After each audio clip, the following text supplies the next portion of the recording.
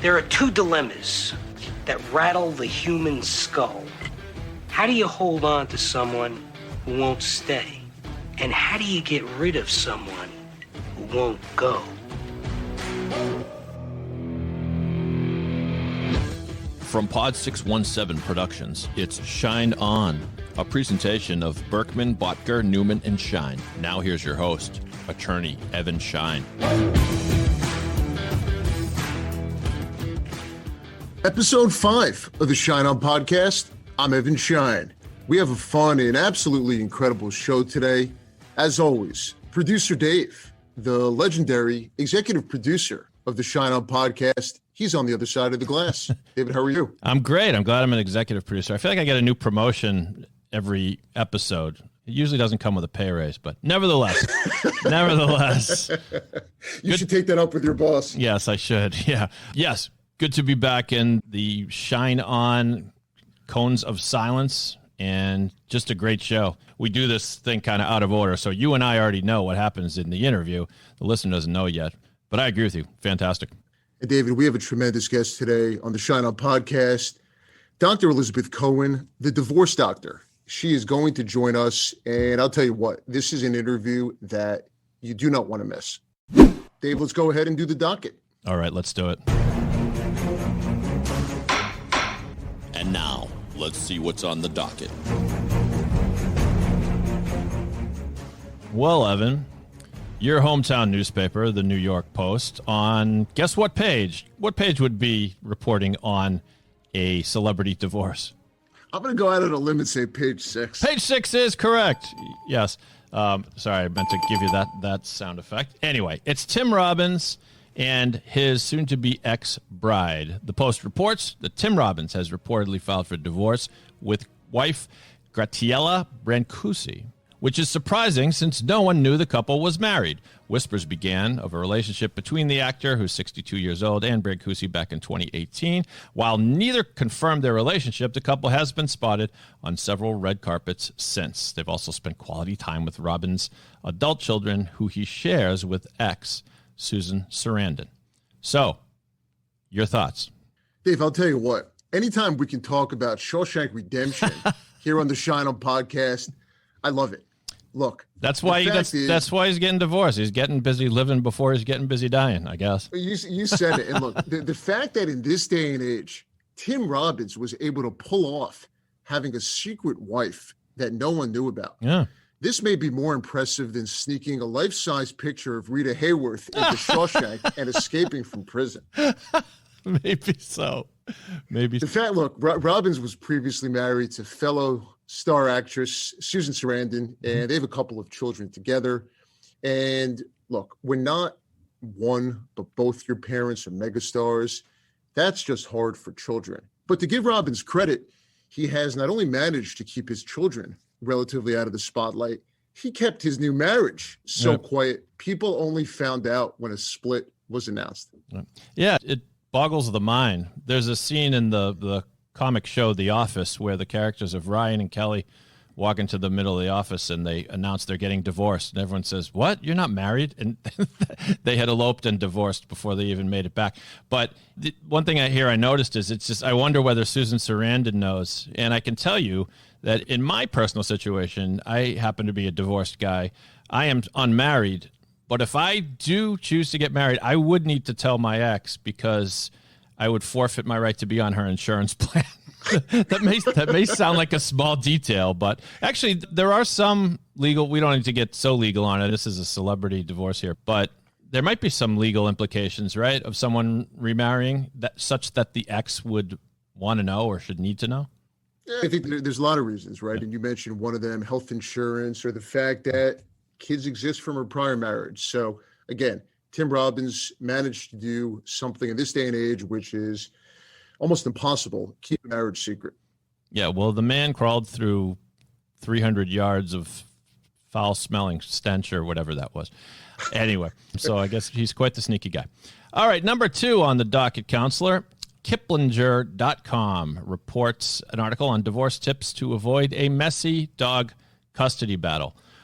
So they say, before you get barking mad and take your fight to court, think about the consequences. Talking it out is almost always the better route, so say animal law experts. I'll give you one more quote. One of the saddest parts of a divorce is this question, California family law specialist attorney Glenn Rabin says, who keeps the family's pet? It is often a deeply emotional aspect of the divorce and difficult to reach compromise over, as both sides love the animal. Now, this is hardly unexpected news, but Evan, you've got the firsthand knowledge, the clients that you've worked with. Undoubtedly, there have been a few fights over furry companions.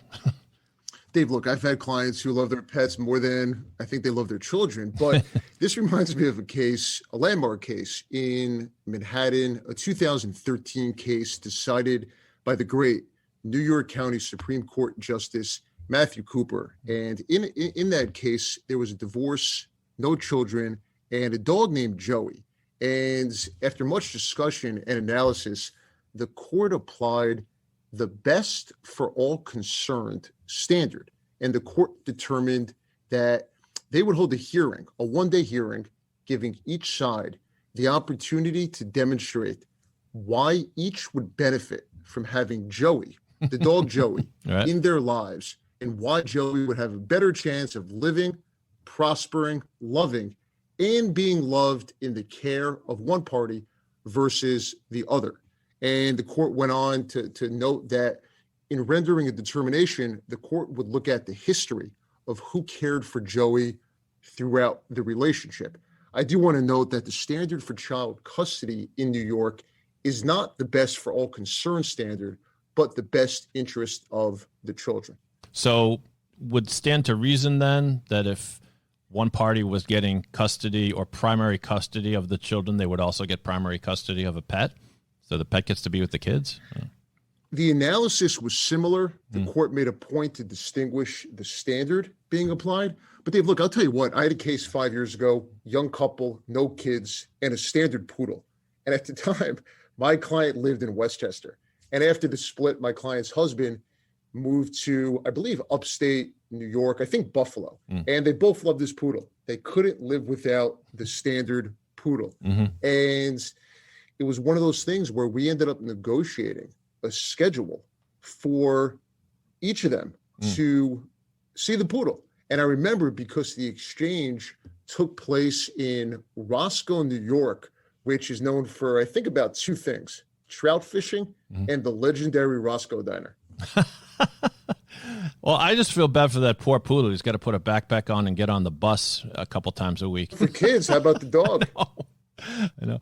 All right. Well, great thoughts there. The next one and final item on the docket comes from InsideHook.com. Headline reads, millennial divorce sounds way worse than actual divorce. Unmarried millennial couples are buying homes together, and it's all fun and games till it's time to break up.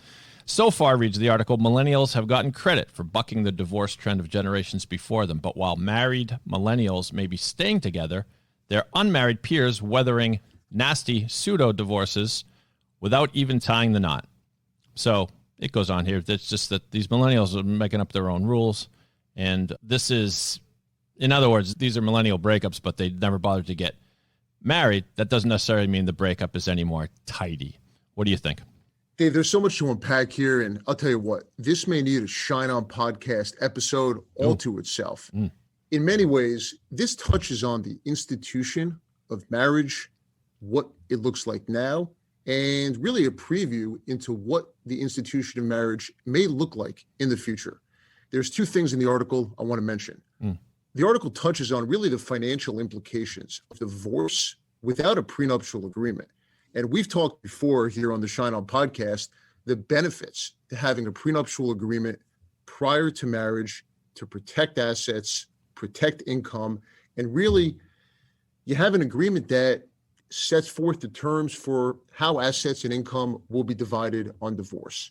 The second point I want to make is the article also talks about how some people who choose not to get married and instead buy property together, have bank accounts together, and while for some, the hope is that if there's a split, it will be easier, it actually ends up being so much more difficult because the protections that are provided under the domestic relations law for a married couple do not extend in the same way to a couple who's not married.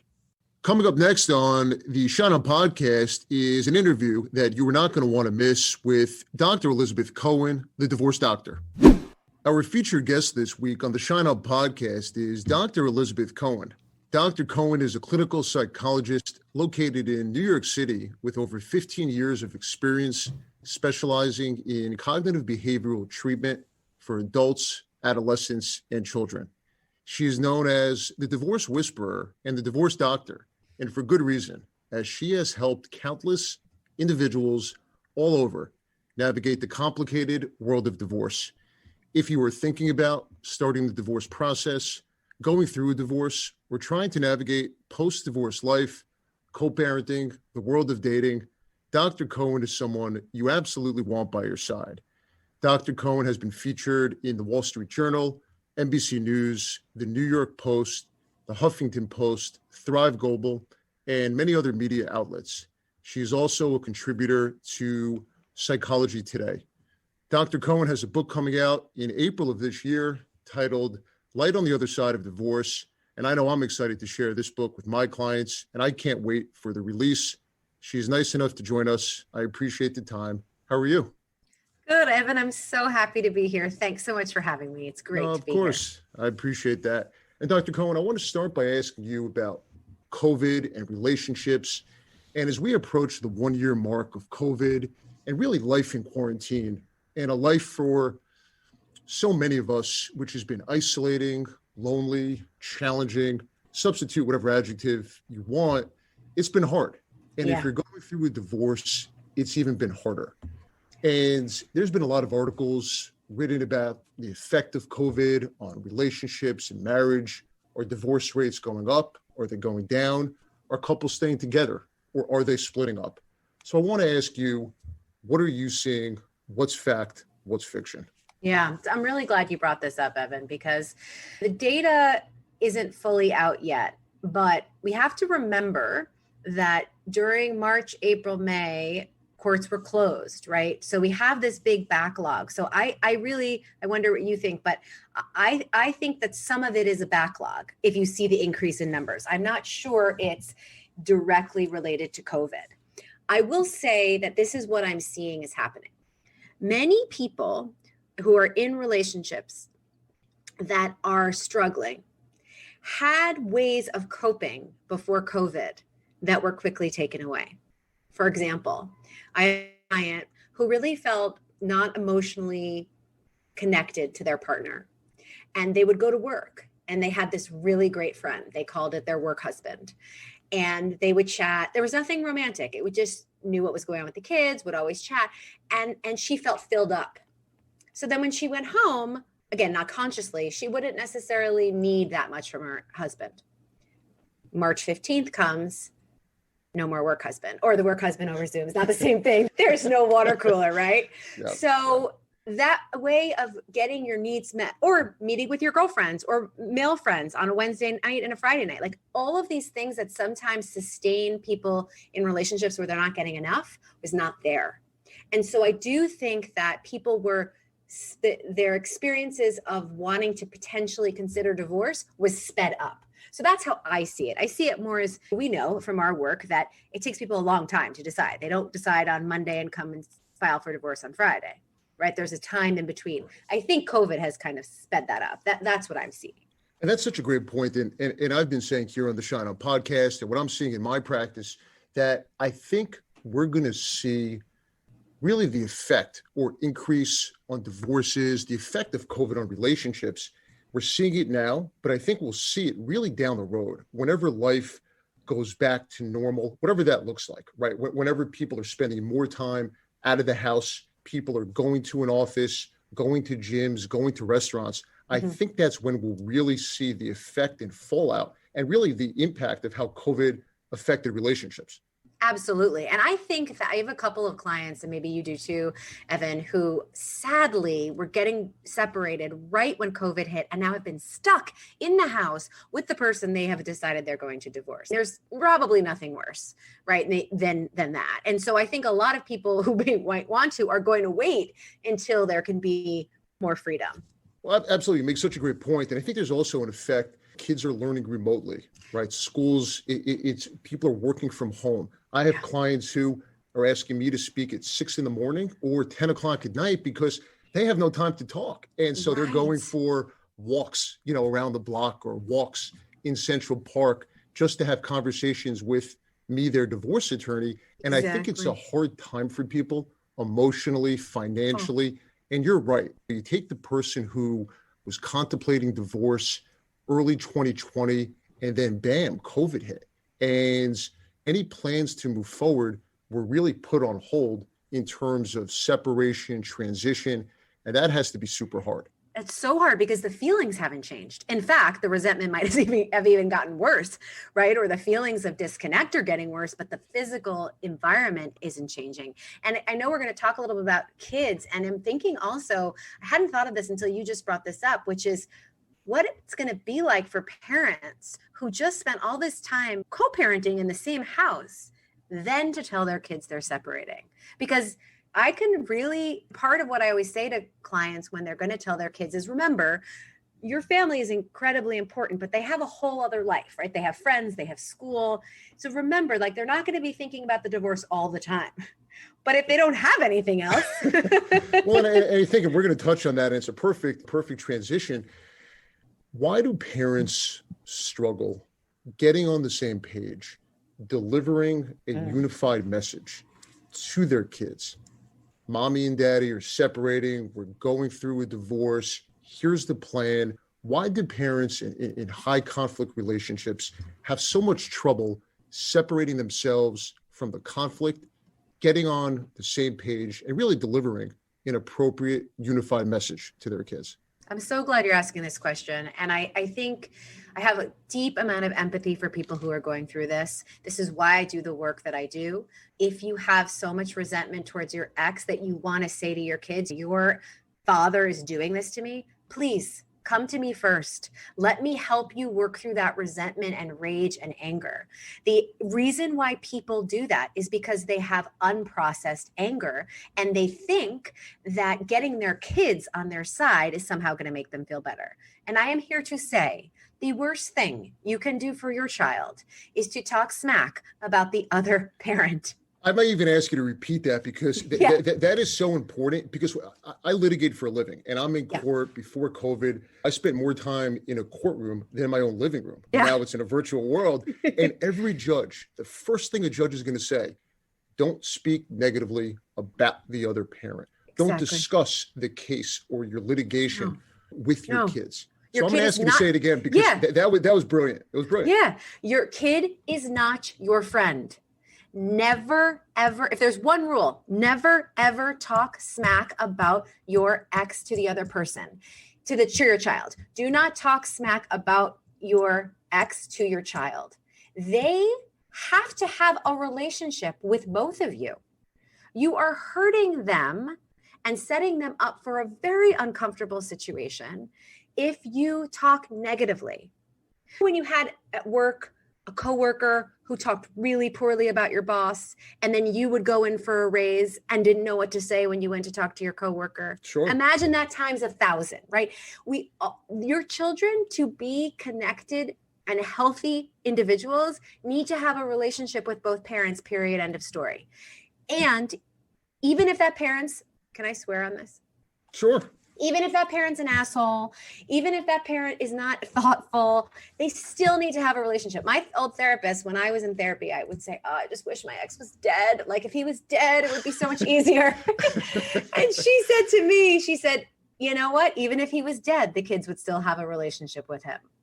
Like they always have a relationship with the other parent. It's true. And I see in my practice, and you're so spot on, because I see all the time how hard it is for parents to separate themselves from the conflict. And look, children are perceptive. They're smart. They're going to pick up on cues. They're going to pick up on things. And you said it brilliantly. You don't want to talk smack about the other parent to your kids. It's an absolute no-no. The judge is not going to want to hear it. It's not good for the relationship. It's not good for anyone. Exactly. Therapy is where you need to talk about your rage and your resentment, not in the courtroom and not to your children. And if you're talking to your children about it, I have so much empathy for you. Maybe you need more support. you don't want to be doing this to your kids, but maybe you feel like you can't talk to other people. There's so much support out there for you. Please don't put them in that position. And by the way, I want to say this too, because you have young kids. No matter how young they are, they know what we're talking about, even if you're 4 rooms away. Okay, they know exactly what we're talking about. And if they hear you talking smack, you know what they realize? Oh, my parent talks smack about people. When are they going to start talking smack about me? And that is very dangerous. It's such a great point. And Dr. Cohen, I want to ask you, I find a lot of my clients, I consult with people for years, and there's clients that I have who they're afraid to take the next step, to think about what the process will look like, what the second act, the second chapter for him or her is going to look like as well. And I often hear, I want to stay in it for the kids. And so I want to ask you, there's so many studies out there that talks about when is the right time to get divorced based on the ages of your children. And I think the other side to it, as I mentioned, staying in an unhappy, unaffectionate relationship and marriage, what your kids see and witness. So I want to ask you your thoughts. Great. Such a great question. So I get this all the time too. How many times do I hear, I'm just going to wait till the kids go off to college when it won't, have that much of an impact on them? First of all, your divorce, separating will have an impact on them, period, end of story. Like, let's just accept that. This isn't like, let's do a dance to try to make this less painful. Like, it's going to be what it's going to be. Research shows that it is much more detrimental to children to be in a house where people are cold, passive aggressive, or aggressive than to be in 2 households where both people are happy. Most of the kids I work with who've gone through divorce say, I can't believe how much happier my parent is. And I say this often to people who say to me, they want to wait. I say, tell me what would happen if your 13-year-old came to you and said, I just started high school. I'm a bus to school. I met this really cool person and they want to date me. So I'm going to date them. And I realized after a little bit that I actually don't like them that much. They're not the nicest and they don't really understand me, but I'm going to hang out with them until I graduate because there's not that many people around here and why not stay? What would you say to your 13-year-old? You'd say, what are you talking about? Right? You would never let somebody do that who you love. Why are you doing that to yourself? Why are you taking any more breaths in a relationship or in a space that doesn't serve you? And the truth is, you may not make it as husband and wife, but you can figure out how to make it as co-parents for your kids in post-divorce world. And I think that there's a fear, there's a concern, but I think if people think through it, how you want your kids to experience their parents, and the interactions are likely to be better. They will be better if there was a separation, if you would see your parents happy in a place where they're getting along with one another from a co-parenting relationship. Right. And you learn that when something's not working, I say, I'm done. That is an important. Do you want your kid to stay in a job forever that they hate? Do you want them to stay in a relationship that they hate? Do you want them to stay in a city they? No, you're spending all this time trying to teach your kids probably to have a voice and be an advocate for themselves, but you're not modeling it. And modeling is how we teach. I have a masterclass that I have on my website called How to Make Sure Not to Screw Up Your Kids, Secrets from a Psychologist. And I teach a lot about this because that is, I don't know if you find this in your practice, that's like the number one thing people are afraid of doing. Absolutely. Right? No, we're going to get into that. And it's such an incredibly important point you make. And Dr. Cohen, I want to transition a little bit and talk about the divorce process and something everybody wants to know. How do you get through it and when it's going to be over? And in my practice as a divorce attorney, I hear all day, every day, Evan, my friend recommends you file this motion. My coworker says you should do this. And my all-time favorite is my gym trainer recommends that we do that. And I got to tell you, I love when the trainer plays attorney. It's one of my favorites. So I want to ask you, how does someone going through the divorce process really tune out and turn out the noise from the outside? Oh, such a good question. So you and I both, we've talked about this. We believe in this so much that you have a team, right? So when you're going through a divorce, you have your trusted team. You have your trusted attorney like you have a therapist and a healer like me, you have your financial coach, you have a team, and you decide remember, you're the customer. You decide who is safe enough to come into that team. And those are the people that you talk to.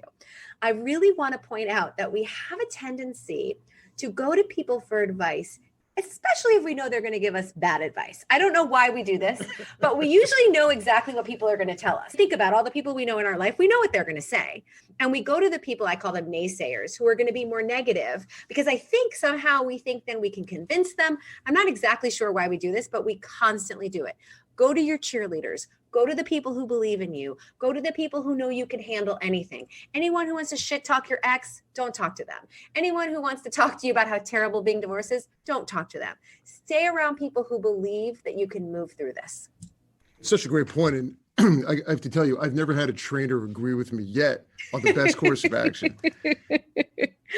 And if you have any tips on how many reps I should do, I'll ask you. Exactly.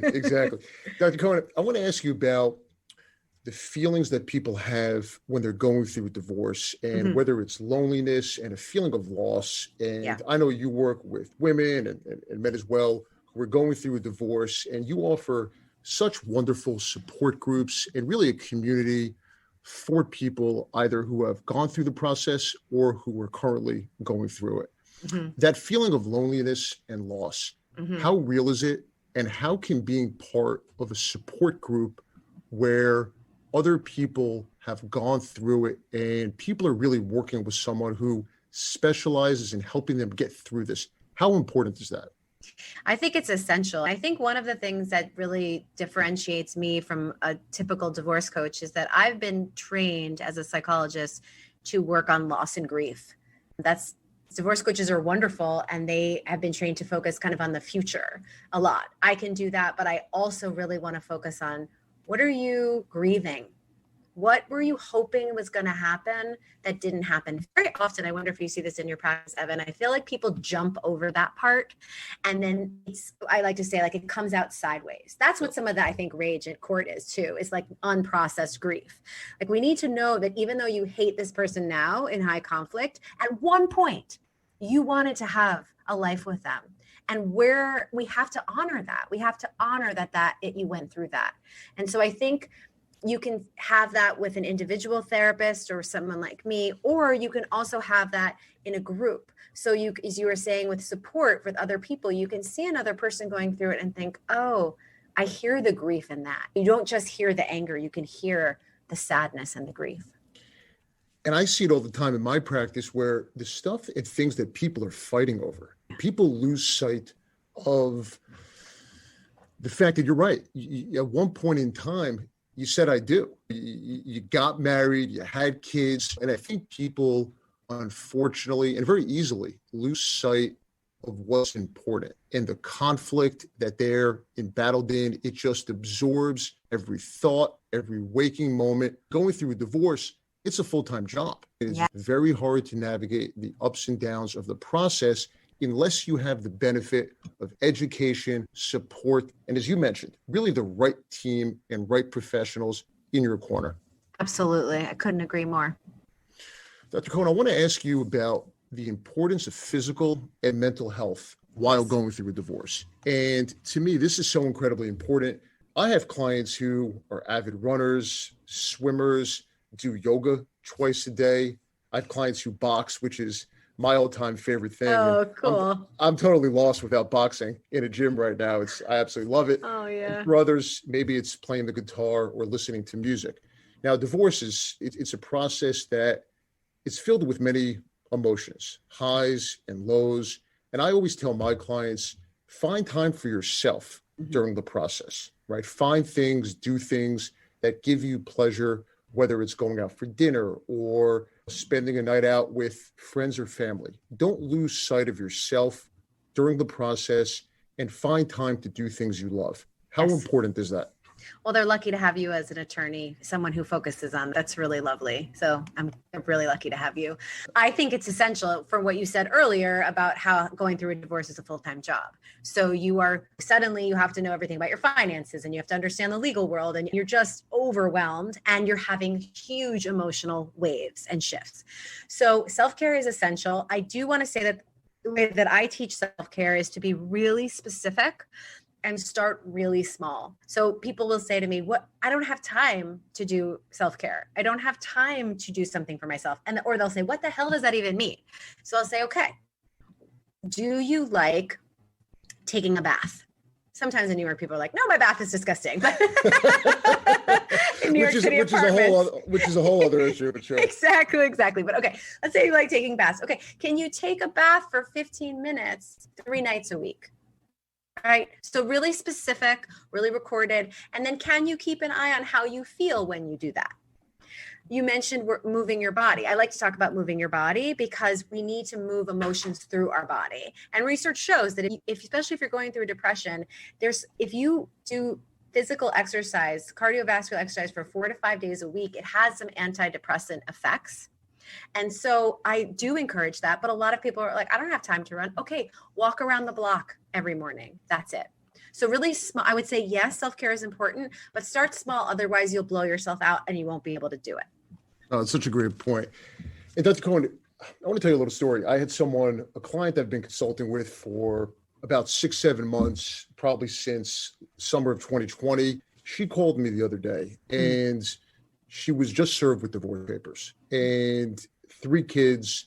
And when she was talking to me, her voice she was shaking. She was crying. She could barely complete a sentence without crying. She was scared. She was afraid. She was lonely. And she was telling me how afraid she was as to what would happen with her kids, her house, and her job. And I know you work with clients at all stages of divorce. And I want to ask you, what would you want someone to know about the divorce process from the emotional side, the ups, the downs, the roller coaster that is divorce at the beginning of the process? So one thing I would say first is to know that it is going to constantly shift and to get off your own back about trying to decide how your divorce is going. One of my least favorite questions is, how are you doing today?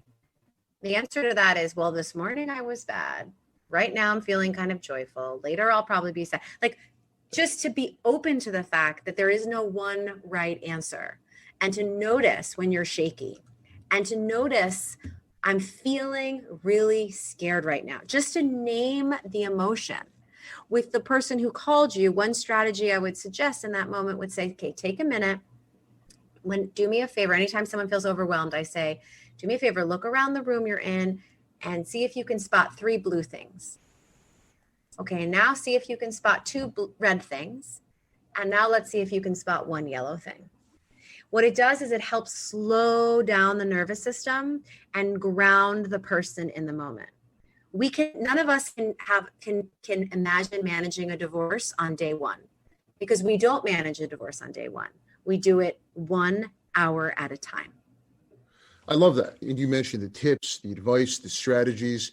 I know from our prior conversations, you have a divorce toolkit, which we've spoken about, which I think is so incredibly valuable and important, really to give people the techniques, tools, and information to get through the process. Let's talk about a few of those. I know the list goes on, and the tips are fantastic. Thank you. Let's talk about a few top things that you recommend to people to help get through divorce. Great. So the first is really to start thinking about your divorce. So I'm a cognitive behavioral therapist. The cognitive piece of that, the C in CBT, is how we think about things impacts how we feel. So really start looking at your thoughts. How are you naming your divorce? So in my toolkit, I have some affirmations where we can start looking at the divorce, the thoughts around the divorce differently. Are you thinking divorce is a failure? Are you thinking it means I'm broken? Does it mean that you made a huge mistake? Let's challenge those. What would it be like to say, my relationship came to its perfect conclusion? What would it be like to say, I did everything I could and now it's time to let go? Really to change how you actually think about your experience. That's the first tool. And I would think changing the mindset is so important, not only to help someone get through divorce, but as they transition to really living their best post-divorce life, this second chapter, this second act. And I want to ask you, how do you get someone in their darkest days of the divorce process to believe that life will be okay, that they'll find love again, that they'll date again, that the second chapter, the second act may even be that much better than the first? What a great question. I just had this yesterday with someone who was just heartbroken. And what I always do is I look for, that's why the book is called The Light at the Other Side of Divorce. I look for the light within that person. I believe that people who get divorced are superheroes because you've said something isn't working or you've accepted that someone else wants out of the marriage. And I look for that strength and I try to reflect it.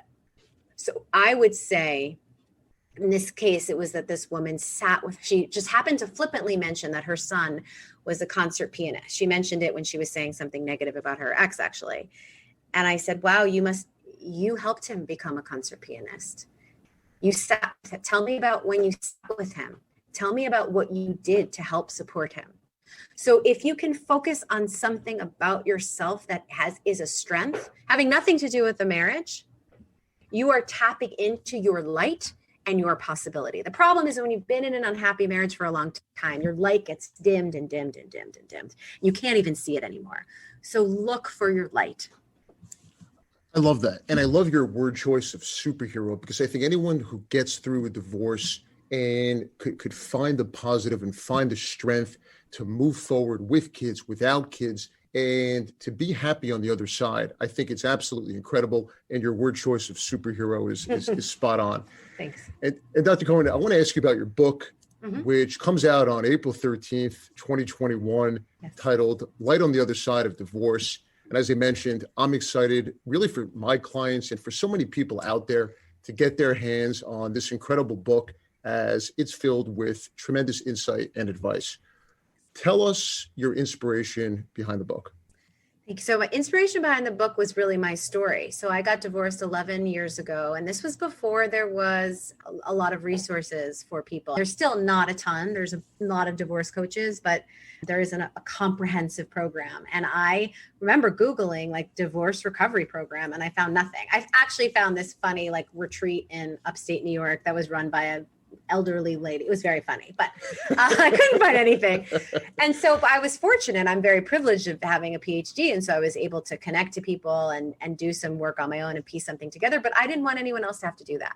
So I created this book, this comprehensive treatment program, essentially based on an online program I have, so that people could do it themselves. And if you don't have any money to go to therapy, you can take it out of the library. And it is a clear guide on how to shift your thinking, your experience, to learn, heal, and grow through divorce. And it has worksheets in it. It has active things that you can actually do. And Dr. Cohen, in addition to the book, which again, I'm excited for, you mentioned the worksheets and the resources and the toolkit. I know you also have a program called Afterglow. Yeah, that's my online program. Yeah. Tell us about that. So Afterglow is a program designed specifically for women with 13 videos of me teaching and then action-oriented behavioral plans that you can take into the world. And I walk you through how to deal with self-care, how to deal with dating again, how to change your thinking, really how to shift your entire experience of divorce into thriving, not just surviving. And then once people are in that, they can join a membership of other women who are going through divorce to hear their experience, to learn from experts, to really get the support they need from people who know what it's like. And you mentioned something I think is so important. People who know what it's like, people who have gone through the process, are going through the process. You use the word superhero. You now use the word thriving. Those words are spot on, because it really gets to the core of what the book is about: finding your light post-divorce, being in a position to move forward in a really productive way, and living a happy post-divorce life. Yes, and that you can. And I want to share also, I have a podcast that's launching next week. It's called the Divorce Doctor Podcast. And on it, I interview people who tell their story. This is the importance of hearing other people's stories. I would have died to hear other people's stories. I really thought I was alone. And these are where women and men share their stories and talk about the pain, but also the growth and the healing. I just interviewed someone. It was like, she talked about how she moved from absolute despair to finding her perfect life. So you're not alone. And there's so many resources that I want to provide and help people with to see that you can do this differently. Dr. Cohen, it's absolutely fantastic. And the one thing that I would say, because I see it in my practice, is there's having someone be part of a group, part of a network, work with someone like yourself, really in the beginning of the process to help them sort out really the roller coaster, as we talked about, that divorce is, the ups and downs, the highs and lows. Some days are going to be better than others. Mm-hmm. How important is it to have that education, to have that knowledge, to have that team that we talked about in the beginning, as opposed to down the road? Oh my gosh. I think you can save thousands of dollars by getting really clear on what is on your side of the street, what's on their side of the street, what you need to release, what you need to work on. I think that imagine if people went into any other business deal, for example, with the heightened emotion of divorce. It would also take 3 years. The reason divorces take 3 years or can take a long time is because of the emotion behind it. So if you can get some help to understand, release, I don't want to even say manage, but just work with your emotions so it doesn't come out in court, that's amazing. And I get it. When I was in court, I remember thinking to myself, I want to lose it. I just want to scream. I want to be one of those people who's screaming in family court. But I knew it would be a waste of my time. It would feel good in the short term, but in the long term, it would be a really big waste of time. And not to say I didn't. There were things where I would go off and my lawyer would say, this is a complete waste of time. But I felt like I had to say it. But if you can have someone who can help support you on the outside, then you don't have to try to get the support from the judge. I'm sure you see this all the time, like wanting the judge to get your point. Like, that's not the point of this, right? And that's the mistake that I find people make, which is people are looking for the judge to agree. They're looking for vindication. They're looking for the judge validation. Validation. They're looking for the judge to yell at their spouse. Yes. And right. You know what? It's not worth the time or money. There's a better process, a better way. Yeah. If you have a team of professionals, and I don't want to say it's mandatory, but in my practice, I pretty much insist that clients work with a team of professionals, but really the right people, because I think, as you said, having the right resources, the right attorney, the right therapist, the right financial advisor, it is so incredibly important as to what the process will look like going forward. Yeah. I want to share a story too, that I spent a long time wanting my ex to apologize for neglecting us and the family. Like, I spent years wanting that. And then when I worked on it in therapy and really worked on releasing it, it took a while. And then lo and behold, about 2 months later, guess what he said, right? Once I was ready to let it go, it came. And it didn't even land, and I didn't even care. But the thing is that all that energy that I had wanting him to say something was a waste of time. Huge waste of time. Waste of my time, waste of his time. And also I say to the people in my program, I talk about righteous anger, and I read about this in the book. Like, you have every right to be angry. We're not saying you can't be angry. You are right. But it is not the court and custody. Like, that's not the place to talk about the anger. Let's talk about it with me. Dr. Cohen, it's another phrase I love, righteous anger. You're absolutely spot on. And I got to tell you, this was absolutely fantastic. I feel like there's so much here to unpack, and we're going to have you on for another episode in the future. That is fantastic. And this was really great. Tell us where people could pre-order the book, and where can people find you? Great. Thank you. So you can find me at drelizabethcohen.com, which is drelizabethcohen.com. And I have a page on my website for my book. The book is available on Amazon. It's available on Barnes & Noble. And it's also available for pre-order at local indie bookstores, which I want to support as well. Dr. Cohen, this was really great. Thank you for coming on the Schein podcast. Thanks for having me. Dave, what a show. Episode 5 of the Schein podcast in the books. This was absolutely tremendous. Thank you to everyone for listening to the Schein podcast. And thank you to Dr. Elizabeth Cohen, the divorce doctor, the divorce whisperer. Absolutely tremendous stuff. Just amazing. Such valuable insight. You can pre-order a copy of Dr. Cohen's book today in advance of the official release date on April 13th. You can follow her on Instagram, LinkedIn, and find all the information about her and her programs and resources on her website, drelizabethcohen.com. To the listeners on Apple, Spotify, Stitcher, and wherever else you listen to your podcast, thank you for listening. If you like what we're doing here on the Schein podcast, please hit the subscribe button and leave a review. You can follow me on LinkedIn, Instagram, and Twitter. I'm Evan Schein, and we'll talk to you again real soon.